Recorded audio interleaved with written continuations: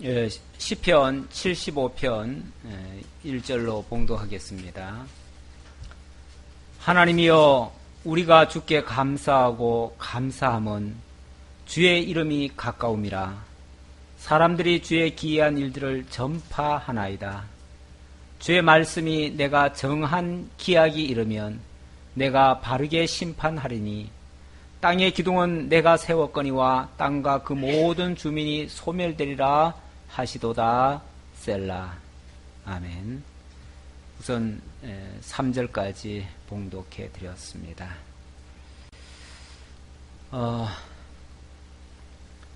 시편이 여호와의 신실성을 찬양하는데요.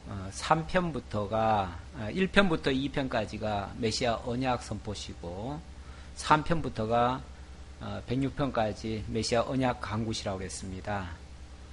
시기적으로 좀 강구하는 내용이 조금씩 다른데요.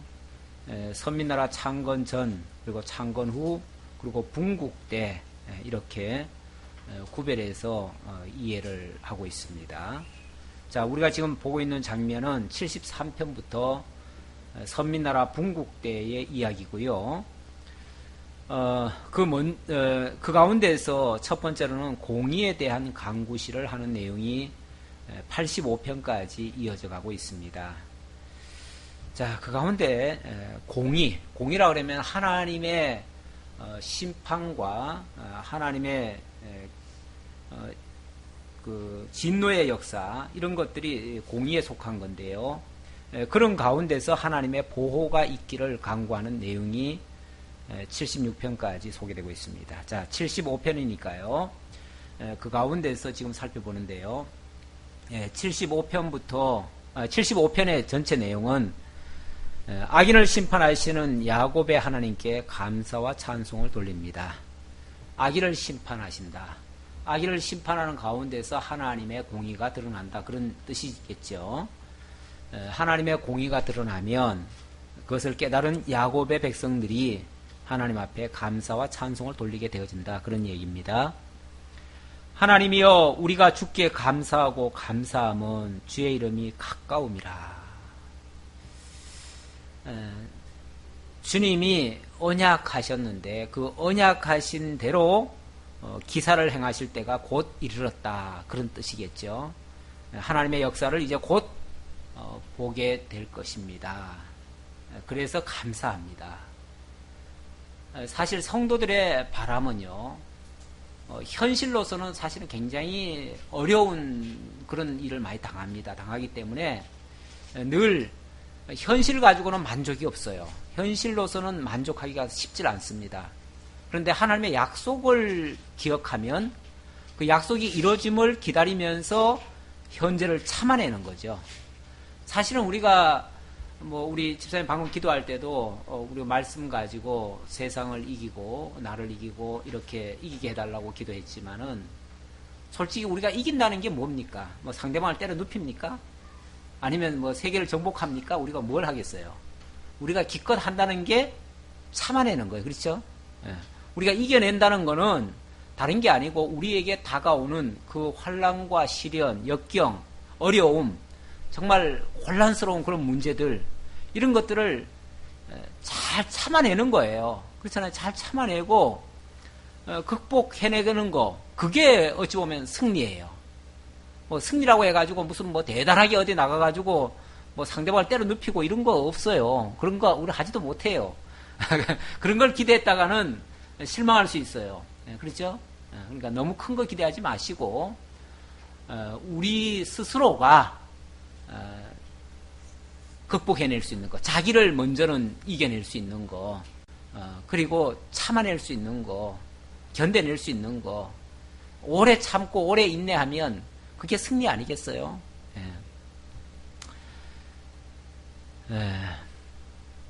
사람들이 주의 기이한 일들을 전파하나이다.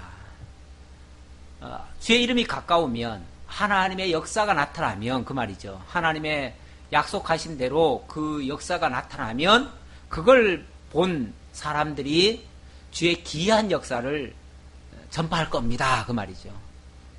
사실 하나님의 역사가 하나님의 말씀대로 이루어지는 걸 봐야 우리도 또 전파할 거 아니겠어요? 그러니까 우리의 삶 속에서 하나님의 살아계심과 하나님의 동행하심과 하나님의 인도하심을 깨달아서 그걸로 하여금 우리가 전파할 수 있도록 해 주옵소서. 뭐 이런 기도겠죠. 주의 말씀이 내가 정한 기약이 이르면 내가 바르게 심판하리니. 정한 기약이. 그러니까 하나님의 말씀이 그럼 뭔가 이게 이제 중요한데 하나님의 말씀은 딴 게 아니에요.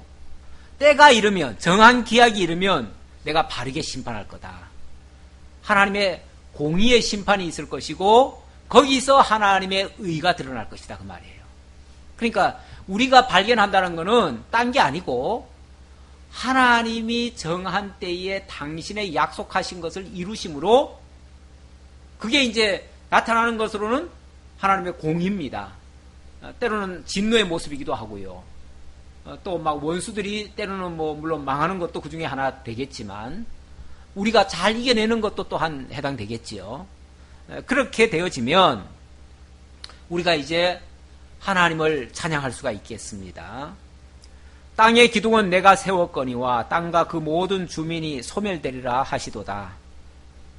땅의 기둥은 하나님이 세우셨다. 그러니까 모든 것의 기초도 하나님이 놓으셨고 그것을 운행하시고 섭리하시고 주관하시고 다스리시고 뭐 소멸까지 하시는 모든 분이 하나님이시다. 그걸 우리가 이제 깨닫는 겁니다. 그러니까 하나님의 그 심판을 통해서 그런 것들을 발견하게 된다 그 말이죠. 그걸 발견하게 되어지면 모두가 다 하나님 앞에 무릎을 꿇을 수밖에 없고 또 겸손해질 수밖에 없습니다. 그래서 내가 오만한 자들에게 오만하게 행하지 말라 하며 악인들에게 뿔을 들지 말라 하였노니 너희 뿔을 높이 들지 말며 교만한 목으로 말하지 말지어다. 이 뿔이라고 하는 것은 어떤 권세를 얘기하는 건데 사람들이 정말 몇 프로치도 안 되는 그 권세도 쥐고 있으면 그거 가지고 목을 곧세우고 그거 가지고 행포를 부려요.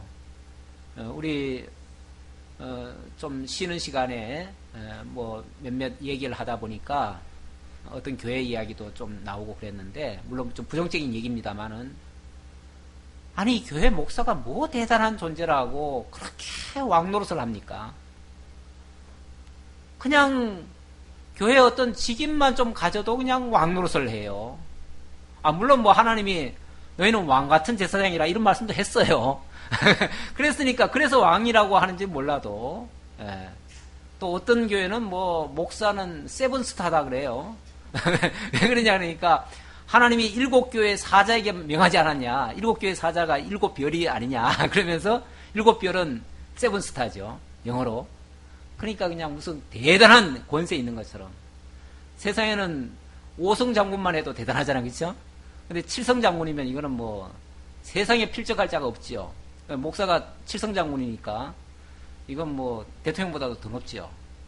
그래서 그렇게 해석을 해서 그런지 몰라도 좌우간 무슨 교회 뭐 다 해봤자 얼마 된다고 물론 뭐 좀 큰 교회는 좀 많습니다만은 그래봤자 별거 아니거든요. 그렇잖아요. 그래봤자 별거 아닌데 그걸 가지고 무슨 뭐 왕이나 되는 것처럼 또 어떤 뭐 교파에서는 보면 왕 대관식도 하잖아요. 실제로 왕 대관식 한 교단이 참 많습니다. 통일교도 그렇게 했고요. 지난번에 그 성나라 석국도 했고요. 또 신천지도 했고요. 또 저기도 했을 거예요. 아마 거기 그 정명석이도 그거 했을 거예요.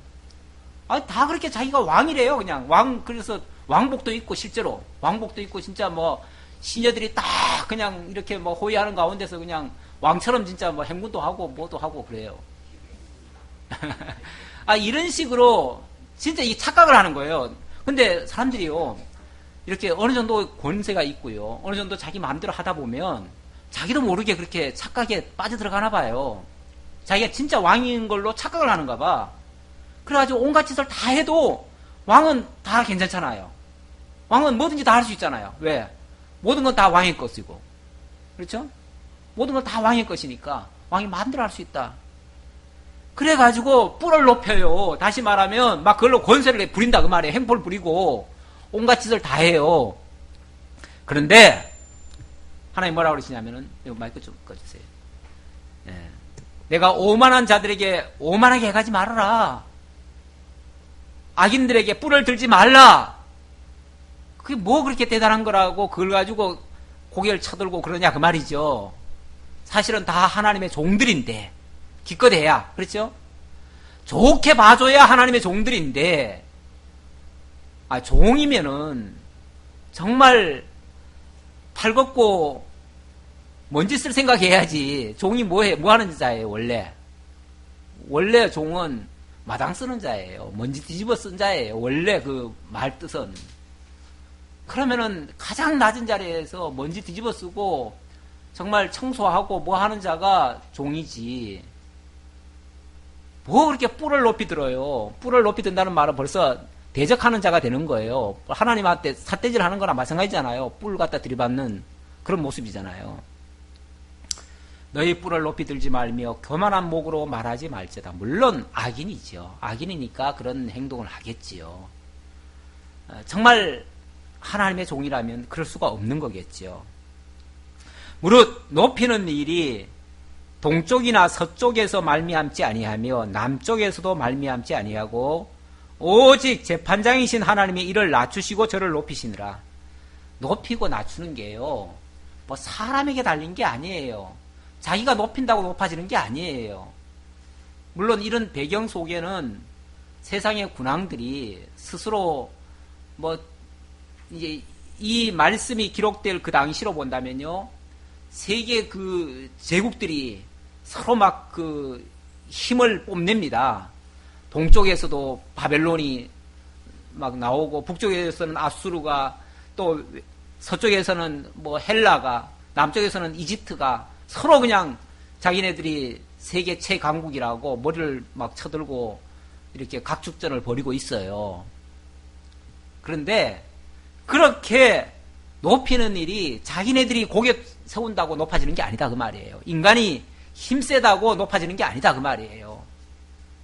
오히려 재판장이신 하나님이 이를 낮추시고 저를 높이시느라. 그래서 여차하면 최강대국도 어떻게 해요? 한순간에 끌어내려버려요. 하나님이 끌어내려버리고 가장 연약한 자를 들여다가 가장 높이시기도 하고. 그래서 희한하게도요, 세계 그 제국사를 보면 제국이 한창 흥왕할 때, 가장 영화로울 때, 그때 갑자기 딱 꺾여버립니다. 대표적인 그 바벨론 느부갓네살 아닙니까? 느부갓네살의 영광이 최고로 올랐을 때, 그래서 자기 우상을 막 하늘 막 고에 닿도록 그렇게 만들어 놨을 때, 그때 하나님이 갑자기 미친 사람처럼 만들어 버리잖아요. 미쳐가기가 되게 만들어요. 그럼 어떻게 합니까? 갑자기 미쳐요. 진짜 미쳐요. 진짜 미쳐가지고, 그래서 막 사람들이 막 일어나니까 자기 왕위를 아들 벨사살한테 물려주고 자기는 도망가요. 아라비아 가서 도망가가지고 7년 6개월 동안, 7년 동안인가 완전히 가가지고 완전히 귀양살이처럼 하다가 나중에 뒤늦게 돌아오죠. 돌아와봤자 이미 늦어요. 가장 영화로울 때 꺾여요. 뿐만 아니에요. 바사도 그랬어요. 바사도 정말 막 헬라까지 침공에 들어가가지고 완전히 세계를 다 정복하고 얼마나 큰 소리를 쳤는데요. 그런데 그게 이제 에스더에 나오는 아하수에로 왕이에요. 그때가 최고 전성기입니다. 그 전성기에 갑자기 꺾여요. 갑자기. 그러죠. 헬라도 마찬가지입니다. 헬라의 알렉산더가 일어나가지고 갑자기 막 수염소 뿔처럼 막 들이받고 나오잖아요. 그래서 세계를 정복해 들어가잖아요. 그런데 세계를 다 정복만 해놨지 갑자기 그냥 33살 젊은 나이에 딱 그냥 꺾여버려요. 죽어버려요. 어떻게 보면 다 허황된 짓 하고 있거든요. 그렇게 정복해놔봤자 자기 권세도 안 돼요. 자기 거리도 안 돼요. 결국은 그게 엉뚱한 사람에게 다 빼앗기고 말 거거든요. 그런데 그걸 얻겠다고 그 난리를 치고 그렇게 또 권세를 부리고 난리를 치잖아요. 세계 모든 역사가 다 그랬어요. 오히려 가장 연약한 자를 들여다가 하나님이 강한 자를 부끄럽게 하시고 이렇게도 하셔요. 이게 꼭 교회에서만 그런 게 아니라 하나님의, 아니 세상 역사에서도 그래요. 그러니까 하나님이 다 그런 식으로 세워가신다 그 말이에요. 여호와의 손에 진이 있어 술 거품이 일어나는도다. 속에 섞은 것이 가득한 그 잔을 하나님이 쏟아내시나니 실로 그 찌꺼기까지도 땅의 모든 인간이 기울여 마시리로다. 그러니까 하나님이 엎으시면요, 아무리 화려한 술잔이라도 한꺼번에 엎어지고, 하나님이 세우시기로 말하면 별 볼 없는 것도 세우시고 그렇게 하셔요. 나는 야곱의 하나님을 영원히 선포하며 찬양하며. 그래서 결론은 뭡니까? 결론은 인간 자랑하는 거 다 별 볼로 없고, 그건 하나님의 앞에 심판을 쌓는 것밖에 안 되고, 그 자랑하는 거는. 그리고 오로지 드러나는 거는 하나님의 그 영원한 의, 공의만 드러나게 될 것입니다. 그래서 나는 야곱의 하나님을 영원히 선포하며 찬양하며, 또 악인들의 뿔을 다 베고 의인들의 뿔은 높이 들리로다. 악인들의 뿔, 그건 다 꺾어지고 다 베어지고, 의인들의 뿔은 높여주시고. 잠언에도 보면 하나님이 아주 가난한 자를 그 진토에서부터 일으켜 세워서 높은 자리에 올라가게 한다는 그런 말씀이 있어요. 사실 다윗 같은 경우만 봐도 그 정말 참 보잘것없는 집안에, 그것도 막내둥이에다가 가장 어린 자에다가 가장 멸시받던 그런 사람 아니었습니까? 그런 자를 하나님이, 그것도 한꺼번에 바로 한 건 아니죠. 정말 오랫동안 연단 끝에 마침내 가장 영화로운 왕으로 만들었죠. 나중에 세울 때는. 그렇잖아요. 이스라엘 역사에 그보다 더 영화롭고 더 강력한 그런 왕은 없었습니다. 그런 왕으로 하나님께서 만드셨어요. 결국은 높이시는 자가 하나님이신 것을 가르쳐 주십니다. 자, 그리고 76편으로 넘어가면 세상을 심판하고 의인을 구원하실 공의의 하나님을 경외하라고 하는 그런 말씀이 소개되고 있습니다. 여기도 비슷한 맥락입니다. 결국은 세상을 심판하고 의인을 구원하실 공의의 하나님. 자, 내용을 볼까요? 하나님은 유다에 알려지셨으며 그의 이름이 이스라엘에 알려지셨도다. 네. 이 알려지셨다는 말은 하나님이 그들에게 나타나셨다, 또는 그들에게 언약하셨다, 이런 뜻이에요. 결국 하나님은 유다에게 알려주셨어요. 유다를 하나님이 처음부터 택하셨어요. 그리고 이스라엘에게 또 언약하셨어요. 그랬으니까 그 언약대로 이제 나라를 세우시고 인도해 주신다는 그런 의미가 담겨져 있죠. 자, 그래서 그의 장막은 살렘에 있으며, 예루살렘에 있다 그 말이죠. 그의 처소는 시온에 있도다. 거기에서 그가 화살과 방패와 칼과 전쟁을 없이 하셨도다. 셀라. 하나님이 유다와 이스라엘에 알려주셨기 때문에 그들을 통해서 하나님의 성전을 짓게 하고 그곳에 전쟁이 없도록 하나님이 하셨다. 주는 약탈한 산에서 영화로우시며 존귀하시도다. 이렇게 하나님을 깨달아 알고 그 언약대로 언약을 믿고 살았던 저들에게는 하나님이 함께 하시는 그런 모습입니다. 그런 모습을 지금 이렇게 표현을 했어요. 그러다가 이제 때가 되면, 이제 어느 순간 되면 하나님을 또 잊어버리죠. 잊어버리면은 또 그들에게 또 엄청난 또 진노가 쏟아지겠지요. 자, 지금은 일단 이스라엘에 알려주셨다, 유다에 알려주셨다는 말은 저들이 하나님을 깨달아 알고 하나님을 경외하는 그런 상태라고 이해하시면 되겠고요. 그때는 하나님께서 화살과 방패와 칼과 전쟁을 없이 하셨다. 다시 말하면 하나님과 동행할 때는 하나님께서 평화를 누리게 하셨다. 그래서 그때가 바로 다윗 시대 때고, 또 그 다음 시대 솔로몬 시대. 솔로몬 시대는 그래서 전쟁이 없었잖아요. 전쟁이 없는 그야말로 평화의 시대. 물론 다윗 때도 평화가 됐지만은 다윗 자신이 워낙 피를 많이 흘렸기 때문에, 그래서 그때는 평화의 시기라고 말은 하지 않지요. 다만 정복의 시기죠. 그때는 정복의 시기고, 솔로몬 때는 그야말로 평화의 시기였죠. 자, 그때에 5절 마음이 강한 자도 가진 것을 빼앗기고 짐에 빠질 것이며 장사들도 모두 그들에게 도움을 줄 손을 만날 수 없도다. 야곱의 하나님이여 주께서 꾸짖으심에 병가와 말이 다 깊이 잠들었나이다. 하나님이 이렇게 다윗과 함께 하실 때는 그 모든 대적들이 마치 잠자는 것처럼 힘을 못 썼다는 거죠. 그리고 그들의 짐승들도 아무런 힘을 못 썼다는 거예요. 주께서 경외받을 이시니 주께서 한번 노하실 때 누가 주의 목전에 서리이까. 주께서 하늘에서 판결을 선포하심에 땅이 두려워 잠잠하였나니 곧 하나님이 땅의 모든 온유한 자를 구원하시려고 심판하러 일어나신 때로다. 셀라. 하나님이 일어서시고 하나님이 저들과 함께 하시면 결국 어떠한 대적도 일어날 수 없었다. 하나님이 막아주신 거죠. 76편 10절입니다. 진실로 사람의 노여움은 주를 찬송하게 될 것이요 그날은 그 남은 노여움은 주께서 금하시리이다. 사람의 노여움은 주를 찬송하게 될 것이다. 사람들이 거기에 대항해서 노여움을 바래도 소용없다 그 말이죠. 소용없다. 하나님이 그렇게 역사를 하셨는데 거기에 대항한다고 해가지고 막아낼 수 있겠느냐 그 말이죠.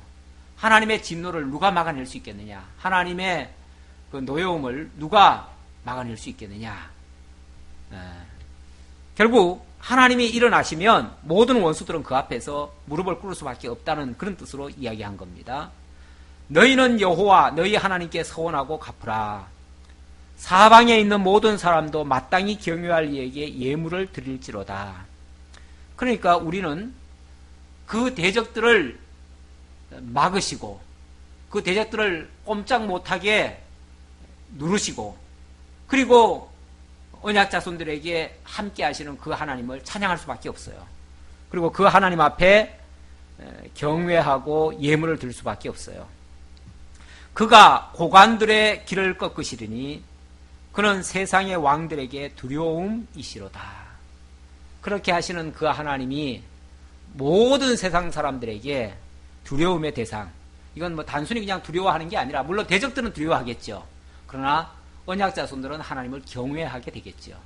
결국 하나님이 언약 자손들에게는 경외하고 대적들에게는 두려워하게 만드시려고 이렇게 공의의 심판으로 섭리하신다. 그런 뜻입니다. 자, 그 다음 77편으로 넘어가면 약간 단원이 바뀌어가지고 여기서는 해고를 통한 강구십니다. 해고를 통한 거니까 아무래도 과거를 다시 한번 되새김질 한다는 얘기죠. 현재 어떤 문제가 발생하더라도요, 이 현재 것은요, 현재에서 답을 바로 찾으려고 하면 답이 바로 안 나옵니다. 근데 그 답을 어디서 찾을 수 있냐면 과거를 해고해 봐야 돼요. 과거를 반출을 해본다고 그러죠.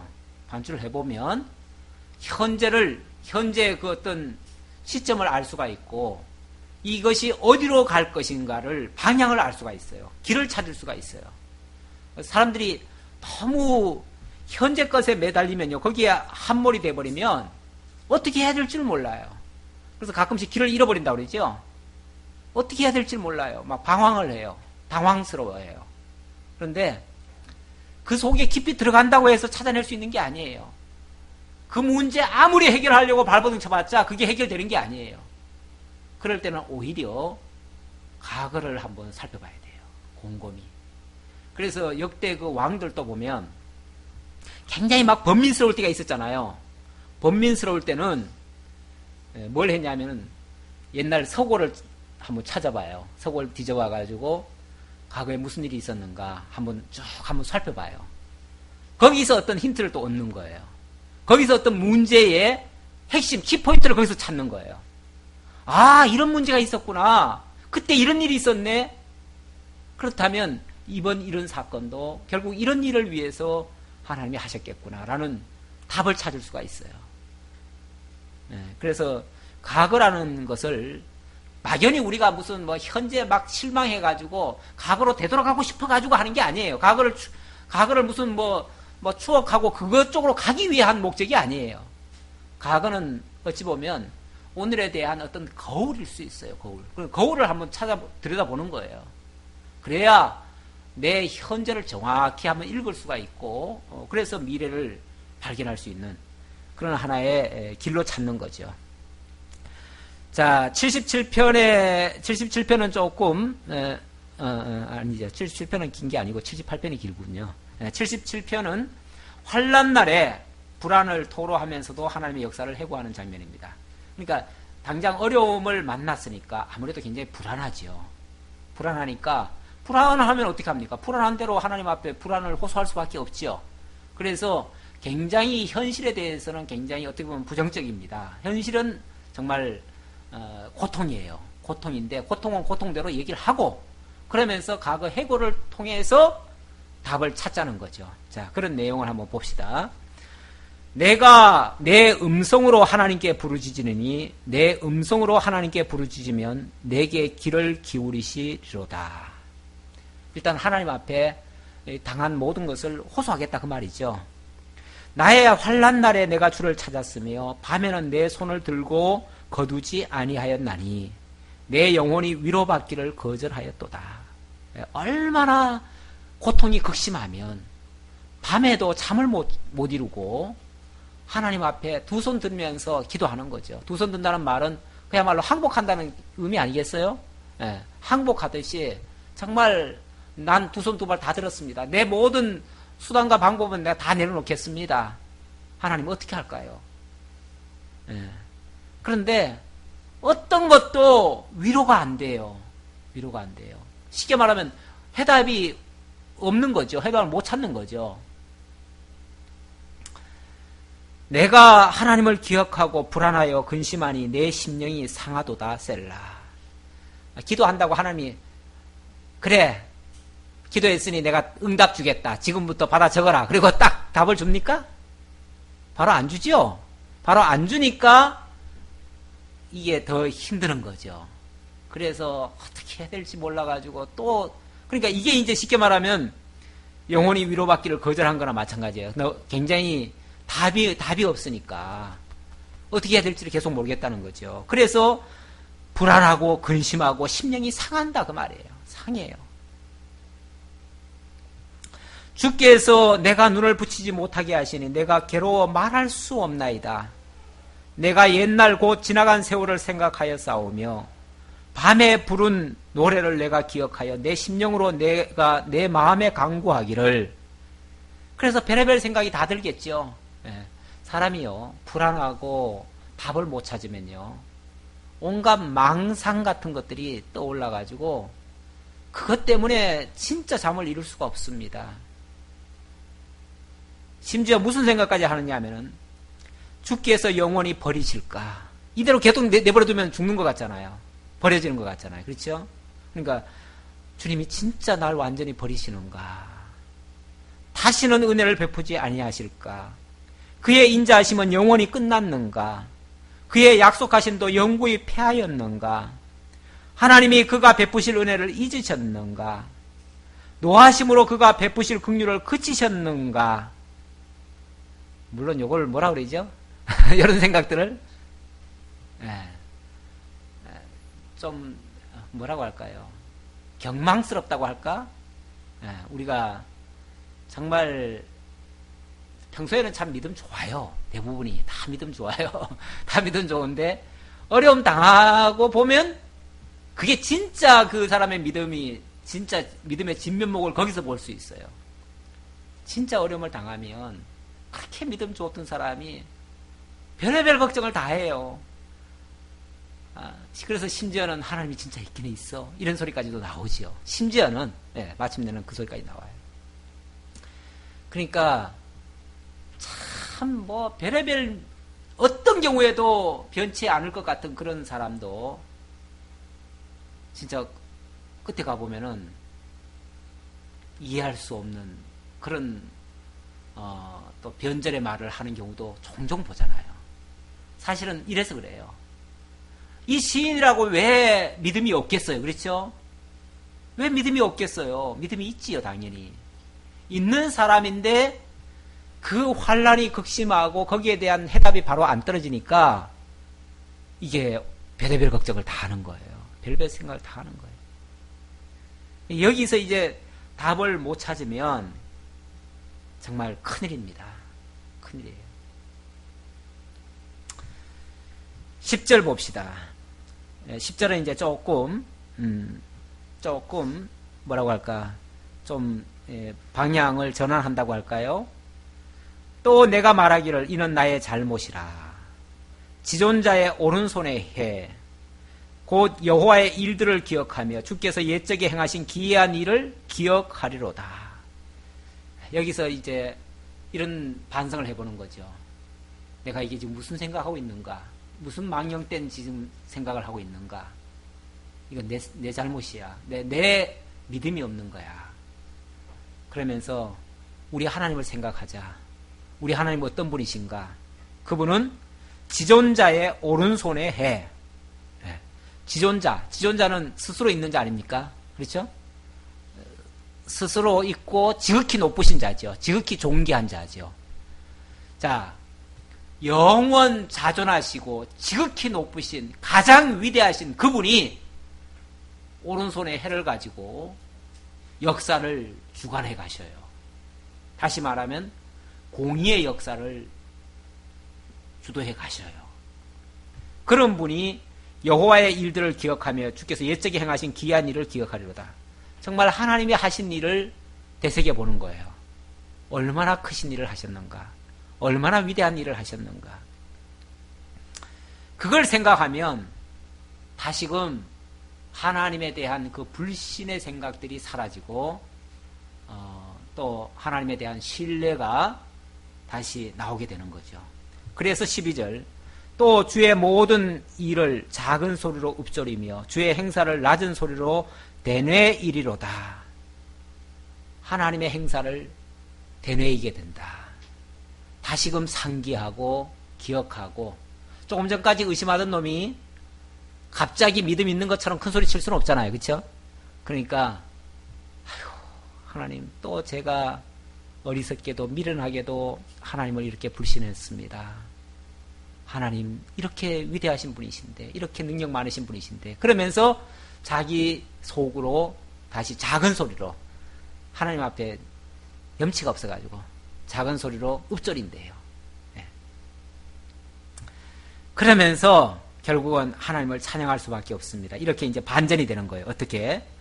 하나님이여 주의 도는 극히 거룩하시오니 하나님과 같이 위대하신 신이 누구오니까? 하나님의 도는 지극히 거룩하시다. 하나님의 도는 하나님의 말씀이죠. 하나님이 언약하신 말씀은 얼마나 완벽하시고 빈틈이 없으시고 그리고 반드시 이루어질 거니까 그걸 통해서 당신의 능력을 보이실 거니까 그렇게 위대하신 하나님이 어디 있습니까? 지금까지 하나님이 언약하시고 언약대로 안 이루신 일이 어디 있습니까? 다시금 생각해보면 그게 나오는 거죠. 주는 기이한 일을 행하신 하나님이시라. 민족들 중에 주의 능력을 알리시고 주의 팔로 주의 백성 곧 야곱과 요셉의 자손을 속량하셨나이다. 셀라. 하나님의 말씀은요 한 번도 허탄하게 땅에 떨어진 법이 없습니다. 말씀하신 이후에 물론 시간적으로 조금 지체된 적은 있어도 그렇다고 해가지고 그건 하나님 인간이 생각할 때 하나님 약속했으니까 금방 이루어지겠지 했지만 하나님의 약속은 하나님의 세계에서는 그게 금방일 수 있어요. 예를 들어서 아브라함에게 내 자손이 하늘의 별과 같이 많게 해주고 땅 정복하고 그리고 다스리게 해주겠다 그랬지만 그게 언제 되어지는 일입니까? 1000년 후에 되어지는 일이에요. 1000년 후에. 네. 당장 그 자손이 생육 번성하는 것도 400년 후에 되어지는 일이고요. 그렇잖아요? 땅 정복하는 것도 440년 후에 되어지는 일이고 그리고 나라를 세우는 것도 거의 1000년이 가까이 돼서 세워지는 거 아니겠어요? 그렇죠? 그러니까 하나님의 그 약속이 사람이 생각할 때는 하나님은 말씀해놓고 왜 안 이루어주시나, 하나님은 무슨 거짓말장이신가, 이렇게 의심할 수 있지만 그거는 사람의 생각이고, 하나님의 약속하신 때는 지금 말했다고 그 다음이 아니에요. 1000년 후가 될 수도 있고 500년 후가 될 수도 있어요. 그러니까 그걸 생각하면, 그래서 지나간 역사를 다 훑어봐야 돼요. 어떻게 보면은 훑어봐야 하나님의 말씀이 이루어졌는지 안 이루어졌는지 알지, 지금 말씀 들었다고 해가지고 바로 이루어진 걸 보려고 하면 안 되죠. 그러니까 우리가 조급하게 생각하면 하나님의 역사를 볼 수가 없습니다. 그러나 장기적으로 생각해서 보면, 그래서 하나님의 역사를 살펴보면 기이한 사적을 다 볼 수가 있다, 그 말이에요. 그런데 알고 보면 하나님께서 자기 백성을 팔로 안아가지고 속량해 주셨어요. 다시 말하면 어려운 상황에서, 그래서 창세기에 보면 그런 말씀이 있죠. 출애굽기인가요? 출애굽기에 보면은 하나님께서 자기 백성들을 암탉이 새끼를 아는 같이, 독수리가 자기 날개 업은 것 같이 내 백성을 업어서 날랐다, 이렇게 표현하죠. 사실 물론 그 당시의 사람들 입장에서는 그렇게 안 느끼겠죠. 당시의 사람들은 그 광야를 지나오고 앞에 홍해가 있고 가는 곳곳마다 사실은 시험거리잖아요. 그렇죠? 뱀을 만나고 사막을 만나고 물이 없고 먹거리가 없고, 그러니까 매번 어려움을 당했는데 하나님은 뭐라고 그러냐면, 그럴 때마다 내가 오른손으로 너를 붙들고 왔다, 아니면 내가 너를 업고 왔다, 이렇게 얘기하시는 거예요. 업고 왔다. 그러니까 전체를 보면, 그러니까 그 순간순간을 보면 마치 그런 게 안 보이는데, 전체를 보면 그렇잖아요. 40년의 광야 생활 동안 하나님이 하늘에서 만나 내려주시고 땅에서 메추라기 모여주시고 먹고자 하는 거 다 줬잖아요. 그렇죠? 그래서 40년 동안 발이 부르트지 않도록 그렇잖아요. 다 했잖아요. 네. 결국은 지나놓고 보면은 다 하셨어요. 하나님이 하셨어요. 그런데 그냥 직접 그 당시에 느끼는 사람 입장에서는 그렇게 못 느낀다, 그 말이에요. 요 차이예요. 그러니까 앞에서 하나님이 잊으셨을까, 하나님은 진짜 계실까, 하나님이 진짜 영영이 나를 버리실까, 이렇게 말하는 거는 그 순간순간이고, 하나님의 역사를 깊이 있게 이렇게 전체적으로 보면 하나님은 나를 업어서 여기까지 오게 하셨다는 걸 고백하지 않을 수가 없어요. 하나님이여, 물들이 주를 보았나이다. 물들이 주를 보고 두려워하며 기품도 진동하였고, 구름이 물을 쏟고 궁창이 소리를 내며 주의 화살도 날아갔나이다. 해오리 바람 중에 주의 우레소리가 있으며 번개가 세계를 비추며 땅이 흔들리고 움직였나이다. 주의 길이 바다에 있었고 주의 고든 길이 큰 물에 있었으나 주의 발자취를 알 수 없었나이다. 주의 백성을 양떼같이 모세와 아론의 손으로 인도하셨나이다. 이게 이제 홍해를 건너고 광야를 지나오고 약속의 땅 가나안에 들여보내신, 그렇게 하신 하나님의 섭리를 전체적으로 조망하는 거죠. 전체로. 전체로 봤을 때 결국 하나님이 이렇게 인도해 주신 것이었다. 그래서 좀 하나님의 역사를 너무 단편적으로 보지 말고 좀 크게 보고 길게 보고 전체적으로 좀 봐야 되는 그런 이유가 그렇습니다. 78편은 어떤 면에서 그거를 좀 더 세부적으로 설명한다고 또 보여지는데요. 78편은 조금 깁니다. 조금 기는데 한번 보도록 하죠. 78편은 그래서 세 단원으로 나눴습니다. 먼저 1절로 11절까지는 역사 해고를 하면서 하나님의 기이한 사적을 후대에 전하는 목적을 밝히고 있습니다. 내 백성이여, 내 율법을 들으며 내 입의 말에 귀를 기울일지어다. 내가 입을 열어 비유로 말하며 예로부터 감추어졌던 것을 드러나려 하니, 이는 우리가 들어서 아는 바요 우리 조상들이 우리에게 전한 바라. 우리가 이를 그들의 자손들에게 숨기지 아니하고 여호와의 영예와 그의 능력과 그의 행하신 기이한 사적을 후대에 전하리로다. 앞에서는 내 입의 말을 귀를 기울이라고 하면서 비유로 말하고 감추었던 것을 드러나게 한다 그랬어요. 그런데 그 비유로 말하는 내용들이 뭡니까? 어찌 보면 앞에서 그 이스라엘 백성들을 400년간 종살이하게 하고 그리고 광야 40년을 지나서 약속의 땅 가나안으로 들여보내고 그리고 다윗 자손으로 하여금 나라를 세우게 한 것을 비유로 하느라고 하나님이 오른손으로 지원자의 오른손으로 저들을 이끌어내고 팔로 안아서 속량해내고 이렇게 표현했지요. 이런 게 보면 비유 아닙니까? 그렇죠? 그런 비유인데 이런 비유를 앞으로 오고 오는 세대들에게 후대에 전하리로다. 전하는 것이 비유를 풀어주는 거예요. 그걸 설명하는 거예요. 설명하는 거예요. 그러니까 비유라고 해가지고 무슨 특별한 얘기, 전혀 다른 얘기가 아니에요. 다 본문에 나오는 얘기들이에요.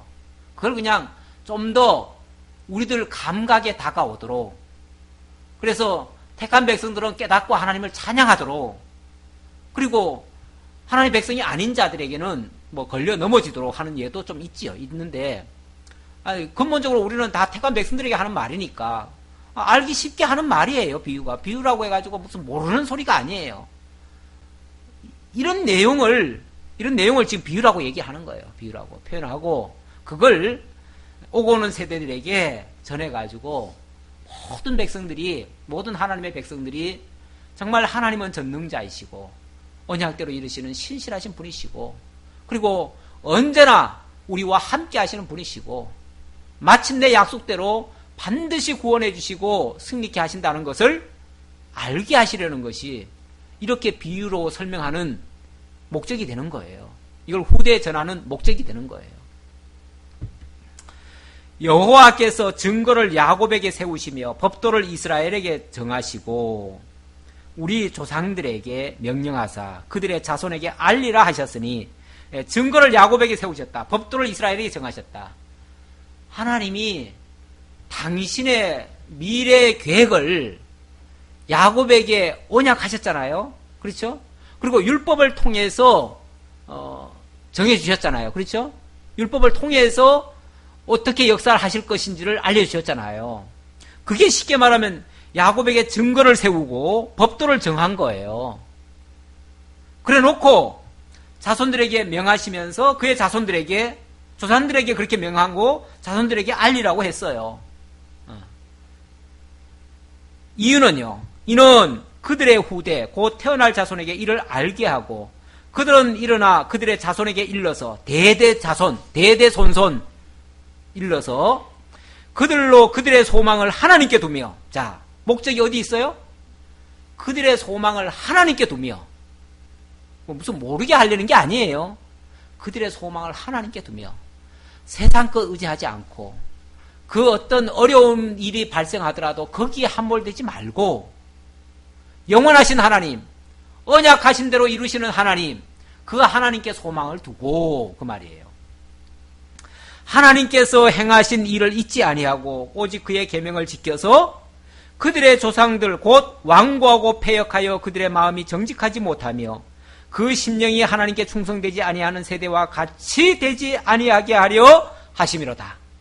그러니까 1차적으로는 소망을 하나님께만 둘게 하려는 것이고 2차적으로는 그 율법을 어긴 자들이 결국은 다 망했잖아요. 광야에서 무너지고 그렇죠? 광야에서 막 40년간 그 패역하다가 다 쓰러졌잖아요. 그래서 2세대에 들어갔고 또 가나안 땅에서도 하나님을 믿지 못하는 자들이 그 많은 어려움 속에서 그 당해가지고 나중에는 우리도 왕이 있어야 되겠다 왕이 있어야 되겠다 이런 소리 했잖아요. 그리고 나중에 또 왕을 세운 다음에도 어떻게 했습니까? 그들이 율법을 어기다가 결국은 나라가 갈라지고 이런 하나의 경계거리가 생겼잖아요. 이런 자들처럼 다시 말하면 하나님을 잊은 자들은 그런 모습을 나타냈는데 하나님을 잊은 자들처럼 그런 망령된 짓을 하지 않게 하기 위해서 이걸 알려줘라고 말이에요. 어떻게? 하나님은 이런 분이시요. 이런 분이시오. 이렇게 언약하신 대로 반드시 이루셨어. 그리고 너희를 그 어려운 가운데서도 정말 업어서 인도하시듯이 하셨어. 이런 분을 가르쳐줘야 그 하나님께 소망을 두지요. 그렇죠? 그리고 그런 망령된 짓을 안 하지요. 그러니까 이런 목적으로 이런 말씀을 주셨다 그 말이에요. 에브라임 자손은 무기를 갖추며 활을 가졌으나 전쟁의 날에 물러갔도다. 이 에브라임, 물론 이 말씀의 배경은 아마 기드온 때인가 그랬을 거예요. 기드온 때인가 아니면은 바락, 그러니까 드보라 전쟁 때. 드보라 전쟁 때 보면은 드보라가 여자잖아요. 여자. 하나님이 비상시국에 여자 사사를 내세웠죠. 그러니까 협력들을 잘 안 해요. 그 대표적인 경우가 이제 이 에브라임 지파였을 거예요. 기드온 때인가? 기드온 때도 아마 그랬지 싶고. 그래서 나중에 기드온이 그런 말을 하죠. 나중에 이제 비유 맞춰주느라고 에브라임의 끝물이 뭐 자기네들 만물보다 더 낫다고, 당신들이 더 업적을 크게 남겼다고, 당신들은 나중에 맨 나중에 꼴찌로 참가했지만 그래도 더 많은 성리를 거뒀으니까 당신들이 영광 거두라고 그러면서 위로하는 장면이었죠. 왜냐하면 와서 따지니까 왜 너희들 전쟁하는데 왜 우리 안 끼워줬냐. 그리고 사실은 전쟁하자고 할 때는 안 오다가 뒤늦게 가가지고는 왜 우리 안 끼워줬냐. 그러니까 그제서야 이제 위로하느라고 그 말을 했는데, 여기는 그걸 이렇게 표현합니다. 에브라임 자손은 무기를 갖추며 활을 가졌으나 전쟁의 날에 물러갔도다. 막상 전쟁할 때는요 뒤로 빠져요. 에브라임은 제일 부유한 자 아닙니까? 원래 하나님이요 이스라엘 12지파에게 그 마지막 그 축복할 때 보면은 물론 유다에게도 복을 주셨지만 유다에게는 어떻게 보면은 왕노릇 할 것에 대한 복이었지 물질의 축복은 안 줬어요.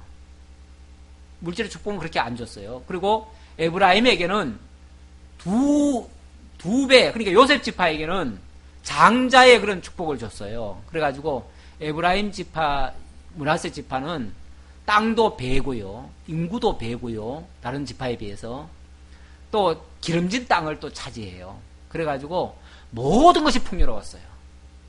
모든 것이 풍요로웠으면 하나님의 일에도 모든 것에 앞장서야죠.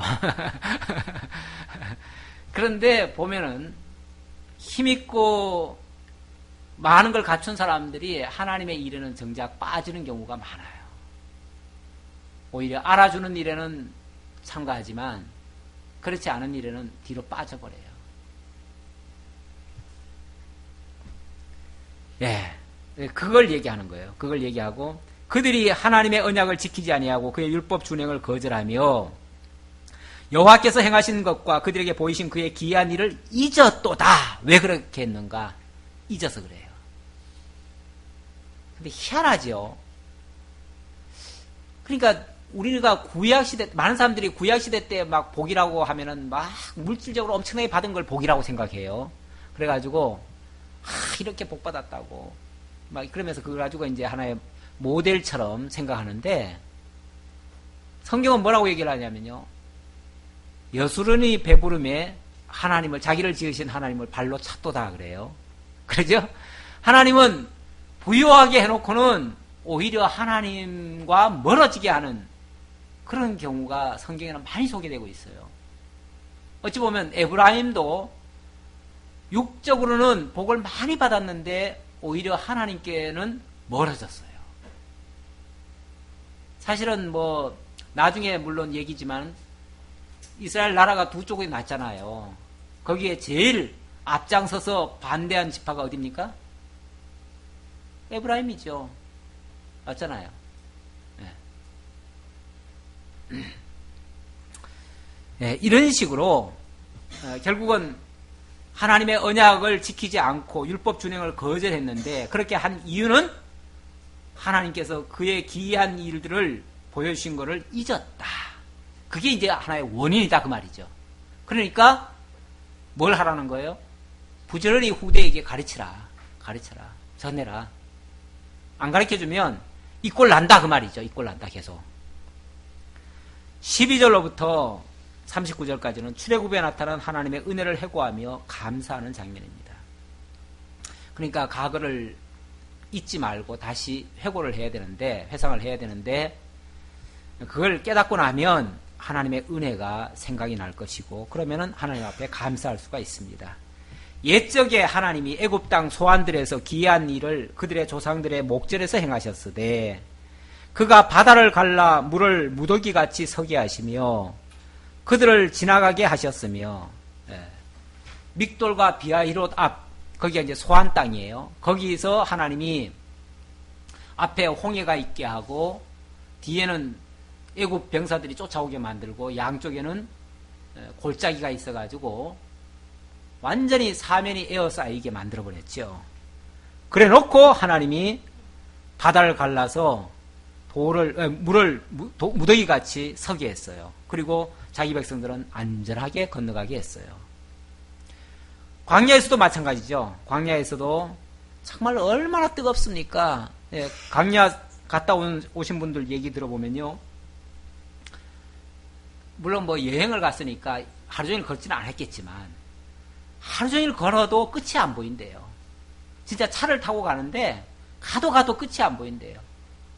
그렇게 정말 멀고 험난한 그런 광야입니다. 가도 정말 풀 한 폭이 나무 한 그루 볼 수 없는, 그러니까 물이 어디 있겠어요. 그때 앞볕에 정말 막 40도 50도 되는 이런 뜨거움에 그냥 가면 다 죽지요. 다 죽어요. 그런데 거기에 하나님이 한 200만 명의 지금 이스라엘 백성들을 거기다 끄집어 내놨잖아요. 어떻게 그들이 살 수가 있어요. 그런데도 놀랍게도 낮에는 구름 기둥으로. 또 이 사막의 특징은 밤이면 또 얼마나 추운지 몰라요. 그래서 사막에서 얼어 죽은 사람이 있어요. 가끔 뉴스에 보면 저기 어딥니까? 그 전쟁이 있었던 그곳에 거기에 사람이 얼어 죽었다는 말이 나와요. 그런데 영상 뭐 한 5도나 이런 데도 얼어 죽어요. 왜 그러냐면 사막지대라 저녁이면 또 그렇게 또 추운가 봐요. 또 그리고 워낙 또 뜨거운 지역이다 보니까 그 정도면 굉장히 추운 거죠. 상대적으로. 그래가지고 너무 기온이 낮아지니까 이 피가 안 돌고 이래가지고 죽어요. 그런데 겨울에는 또 밤에는 또 불기둥이. 이래가지고 하나님께서 또 멈추게 할 때는 또 뭐 마냥 뭐 며칠 정도가 아니라 막 몇 달도, 심지어는 1년도 그냥 한 자리에 머물러 있어야 되잖아요. 머물러 있어야 되는데 그게 또 보통 고역입니까? 그런데 구름으로 마치 장막을 치듯이 이렇게 덮어가지고 안전하게 해주셨다는 거죠. 자, 이런 식으로 하나님께서 해주셨다. 또 광야에서 반석을 쪼개시고 깊은 곳에서 나오는 물처럼 흡족하게 마시게 하셨으며, 또 바위에서 시내를 내사 물이 강같이 흐르게 하셨으나 그들은 계속해서 하나님께 범죄하여 메마른 땅에서 지존자를 배반하였도다. 그들이 그들의 탐욕대로 음식을 구하여 그들의 심중에 하나님을 시험하셨으며, 자, 이게 하나님이 어떻게 보면 내어버려 두심으로 탐욕대로 하나님을 시험했다. 그뿐 아니라 하나님을 대적하여 말하기를 하나님이 광야에서 식탁을 베푸실 수 있으랴. 그런 말도 했지요. 하나님이 뭐 메추라기 보내줄 거다 그랬더니 하늘을 연들 그게 어떻게 가능하겠느냐. 뭐 이런 소리 했지요. 보라, 그가 반석을 쳐서 물을 내시니 시내가 넘쳤으나 그가 능히 떡도 주시며 자기 백성들을 위하여 고기도 예비하시리라 하였도다. 그러므로 여호와께서 듣고 노하셨으며 야곱에게 불같이 노하셨고 또한 이스라엘에게 진노가 불타올랐으니, 그 이유는, 그렇게 하신 이유는 하나님을 믿지 아니하며 그의 구원을 의지하지 아니한 때문이로다. 결국 광야의 그 쓰러진 백성들은 하나님을 믿지 않았는데 이게 우리에게는 경계의 거울이 된다. 그런 뜻으로 이야기한 겁니다. 그러나 그가 위에 궁창을 명령하시며 하늘 문을 여시고 그들에게 만나를 비같이 내려 먹이시며 하늘 양식을 그들에게 주셨나니, 우리 한번 또 교독 좀 해봅시다. 사람이 힘센 자의 떡을 먹었으며 그가 음식을 그들에게 충족히 주셨도다.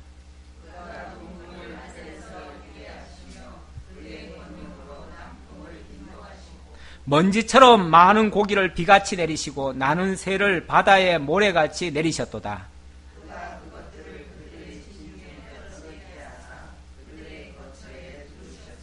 그들이 먹고 심히 배불렀나니 하나님이 그들의 원대로 그들에게 주셨도다.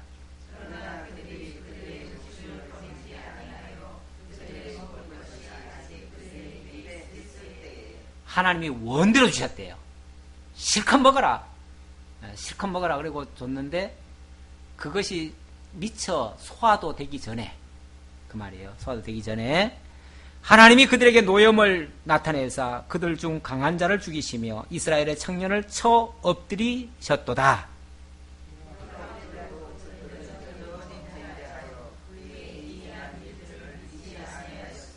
참 우리 하나님 보면 희한하시죠. 죽여도 누구부터 먼저 죽여요?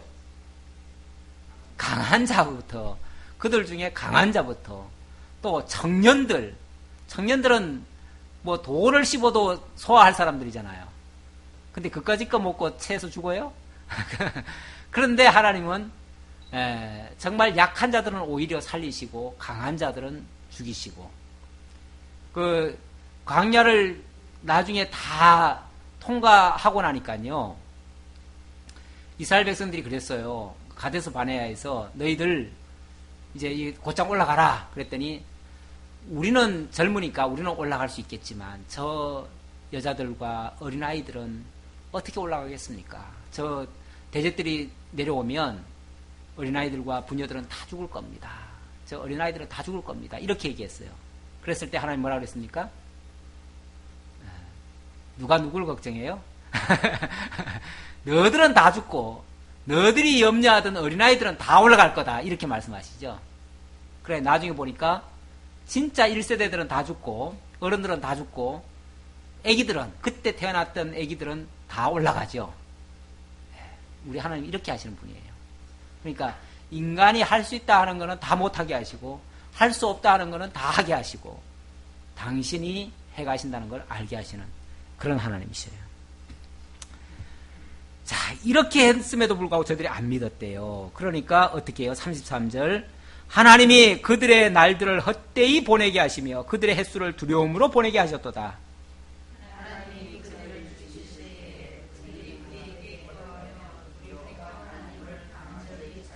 다 같이, 하나님이 그들의 반석이시며 지존하신 하나님이 그들의 구속자이심을 기억하였도다.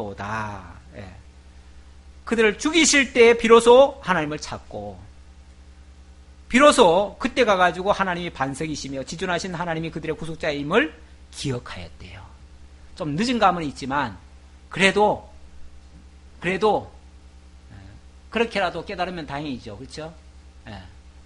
그러니까 못 깨닫는 자들은 하나님이 진노하시고 공의의 심판을 통해서 오히려 하나님의 의를 깨닫게 하고 하나님의 능력을 깨닫게 하고, 그래서 하나님을 경외하게도 하시고 이렇게 하시는 하나님이에요. 그러니까 어떨 때 보면 그 진노가 나쁜 것 같긴 하지만 그게 오히려 하나님을 깨닫는 데는 유익할 수가 있어요. 그래서 하나님은 때때로 깨닫지 못하는 자들에게 깨닫게 하려고 그런 어려움도 더 주셔서, 심지어는 정 안 되면 어떻게까지? 죽여서라도. 우리 왜 사도행전에 보면 육을 멸해서라도 뭐 한다고 그래요? 영을 살리려고 하나님의 그 심판에 내가 맡긴다는 그런 말씀이 있죠. 범죄한 자, 범죄하고도 회개치 않는 자를 하나님께 맡긴대요. 그래서 하나님의 심판이 있게 해가지고 육은 그렇게 하면 멸해지죠. 육을 멸해서라도 그의 영을 건지기 위해서, 어찌 보면 최후의 수단인데, 그건 뭐 좋은 방법은 아닐 수도 있지만 어떻게 보면 비상이죠. 하나님을 끝까지 깨닫지 않는데, 하나님의 택한 백성이고 끝까지 깨닫지 않으면 하나님 정말 죽이시는 그런 방법을 통해서라도 회개하게끔. 그래서 막판에 회개하는 사람들은 그래서 회개하는 거예요. 막판에. 물론 진짜 깨달으면 가장 좋죠. 그런 일은 우리들 주변에서는 안 일어났으면 좋겠는데 우리 하나님께서는 또 어떻게 하실지 몰라요. 그러니까 우리는 평소에 하나님의 역사를 잘 가르쳐주는 수밖에 없어요. 하나님의 능력의 영광을 평소에 알 수 있도록 가르쳐주는 것이 어찌 보면 우리들의 사명이고 이 말씀을 전하는 목적이 되기도 합니다. 여기까지 우선 오늘은 하도록 하겠습니다. 기도하겠습니다. 하나님 감사합니다. 참으로 하나님은 살아계셔서 지금도 변함없이 우리를 지도하시고 인도하시고 환난 속에서도 업어 나르듯이 우리를 구원해 주시는 하나님이신데 우리는 당장 눈앞에 되어지는 것만 보고 때로는 하나님이 어디 있느냐, 하나님의 역사가 어디 있느냐, 하나님의 응답이 어디 있느냐 이렇게 불신의 소리를 할 때도 있었습니다. 아버지 하나님, 저희들의 믿음 없음을 용서하시고 늘 하나님을 깨달아 아는 그러한 믿음 가지고 모든 것을 바르게 해석하고 또 하나님께 전폭적으로 신뢰하고 하나님을 의지하고 그래서 잘 참고 인내하면서 승리해 갈 수 있는 우리 모두가 될 수 있도록 함께해 주옵소서. 예수님의 이름으로 기도하옵나이다. 아멘.